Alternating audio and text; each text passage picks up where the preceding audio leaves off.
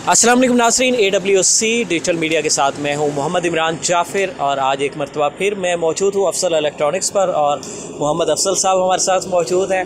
और आज हम बहुत से नाज़रीन की ख्वाहिश पर कि एक पैनल पर हम क्या क्या चीज़ चला सकते हैं उस हवाले से बात करेंगे। एक छोटे सोलर पैनल के ऊपर हम अपने घर में गर्मियों में क्या पंखा चला सकते हैं, पेडिस्टल फ़ैन चला सकते हैं, सीलिंग फ़ैन चला सकते हैं या कूलर, एयर कूलर चला सकते हैं। तो इस हवाले से हम उनके साथ बात करेंगे और वो तमाम एक्सेसरीज़ भी दिखाएंगे जो इस एक पैनल के ऊपर चलाई जा सकती है। हमारे पीछे छोटे पैनल रखे हुए हैं जो गालिबन 200 वाट तक के हैं, 150-200 वाट तक के। तो इस हवाले से मोहम्मद अफसल साहब के साथ गुफ्तगू का आगाज़ करते हैं। अस्सलाम वालेकुम। वालेकुम अस्सलाम। कैसे हैं आप? अल्हम्दुलिल्लाह जी। अच्छा मोहम्मद अफसल साहब, ये बताएं कि गर्मी का मुकाबला करने के लिए एक सोलर पैनल से, जैसे ये पीछे रखे हुए, ये किस किस वाट के सोलर पैनल है?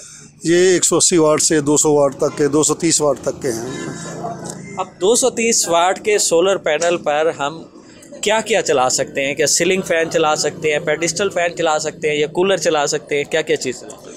सीलिंग फ़ैन भी इस पर चलता है, एयर कूलर भी इस पर चलता है जी। बिल्कुल बगैर किसी एसेसरी के डायरेक्ट चलेगा ये। कोई चीज़ लगाने की ज़रूरत नहीं है इसके साथ। कंट्रोलर या आप कह लें कि MPPT चार्जर, इसके साथ अकेली के लिए कोई चीज़ नहीं ज़रूरत। अगर 2 से 3 लगाते हैं, फिर कंट्रोलर लगा लें, फिर 3 से 4 पंखे भी चल सकते हैं हमारे। अच्छा, इनके एक प्लेट के ऊपर ये जो 12 वोल्ट के या जो आजकल 30 वाट के सीलिंग फ़ैन आ रहे हैं, 3 से 4 पंखे भी चला सकते हैं जी। बिल्कुल। उसके पर 2 सीलिंग फ़ैन चल जाते हैं जी। 230 वाट की जो है ना, 2 सीलिंग फ़ैन चल जाते हैं बगैर किसी कंट्रोलर के, बगैर किसी और चीज़ के, डिवाइस के जी। नाज़रीन, इन्होंने बताया कि एक इस प्लेट के ऊपर आप 2 पंखे भी चला सकते हैं। सीलिंग फ़ैन जो 30 वाट के AC/DC फ़ैन हैं, वो इसके ऊपर 2 पंखे आप मुकम्मल दिन चला सकते हैं और इसके लिए आपको किसी कंट्रोलर लगाने की ज़रूरत नहीं। और अगर आप इसके साथ पेडिस्टल फ़ैन चलाना चाहें 12 वोल्ट का, और अगर आप ऐसे कूलर भी आ रहे हैं, वो कूलर भी हम आपको अभी दिखाएंगे जो AC/DC ऑप्शन के साथ हैं और वो भी बहुत कम वाट के हैं, वो भी आप इसको डायरेक्टली चला सकते हैं। तो अच्छा ये बताइएगा, आपके पास ये कूलर भी एक मौजूद है, तो ये कौन कौन सी खसूसियात हैं इसमें? इसमें एक तो डायरेक्ट सोलर पर चलेगा बगैर किसी डिवाइस के, और उसके बाद ये इसके अंदर सप्लाई फिट है। ये अच्छा। अगर हम इलेक्ट्रिक पर चलाना चले, वार्डा पर चलाना चाहे, वो उस पर भी चलेगा। और आमतौर पर ये होता है कि जो हम 12 वोल्ट के कूलर लेते हैं तो उसमें एक ये प्रॉब्लम आता है कि वो 12 वोल्ट का जो कूलर होता है उसके साथ अलग से सप्लाई रखी होती है और कूलर हिलाया, सप्लाई नीचे गिर गई, डैमेज हो गई। तो इसके अंदर आपने बिल्ट इन सप्लाई दी हुई है? जी, बिल्ट इन है इसमें सप्लाई। अच्छा। यानी कि अगर आप इसे 220 वोल्ट के ऊपर चलाना चाहते हैं तो भी आपने एक शू लगाना है, बस सिर्फ एक तार शू में लगा देनी है। और अगर 12 वोल्ट पे चलाने हैं तो इसकी दूसरी जानिब आपने 12 वोल्ट के कनेक्शन। जी बिल्कुल, दूसरी जानिब एक जानब तार छोड़ी है 220 वोल्ट की, एक जानब DC वोल्ट की। सही।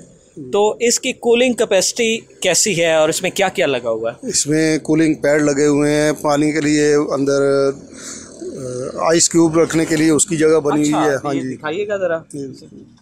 सही। बिल्कुल, आइस क्यूब रखने के लिए इसमें जगह बनी हुई है। इससे साथ पानी ठंडा होकर और ठंडी हवा, यानी कि ये आप 12 वोल्ट के साथ AC के मज़े ले सकते हैं। बिल्कुल ज़बरदस्त। और ये डायरेक्ट 220 वोल्ट के ऊपर भी चला सकते हैं? डायरेक्ट 220 पर भी चला सकते हैं। अगर तो इसमें स्विंग ग्रिल भी लगी हुई है, ये एक बटन स्विंग ग्रिल भी है, नीचे पानी वाला पंप भी, सब कुछ है इसमें। अच्छा, ये एक मुकम्मल कूलर है, मकामी तौर पर तैयार कर। जी मुकम्मल एयर कूलर है ये। अच्छा, इसकी प्राइस क्या है? इसकी प्राइस है 8000 से लेकर 14000 रुपये तक का है। सही। जो मुख्तलिफ क्वालिटीज़ में हैं जो। बिल्कुल, उसमें इसकी जो बॉडी का डिफरेंस है और बॉडी के साइज़ का और बॉडी मटेरियल का डिफरेंस, उसके साथ ये प्राइस वेरिएशन आ जाती है। यानी कि प्योर जो प्लास्टिक में होगा वो 14000 तक होगा? हाँ जी बिल्कुल ऐसे। मिक्स में होगा तो मिक्स में वो 8000 का, 7000 का, इस तरह में मुख्तलिफ डिफरेंट रेट है। ठीक। और ये टोटल वाट कितने लेता है?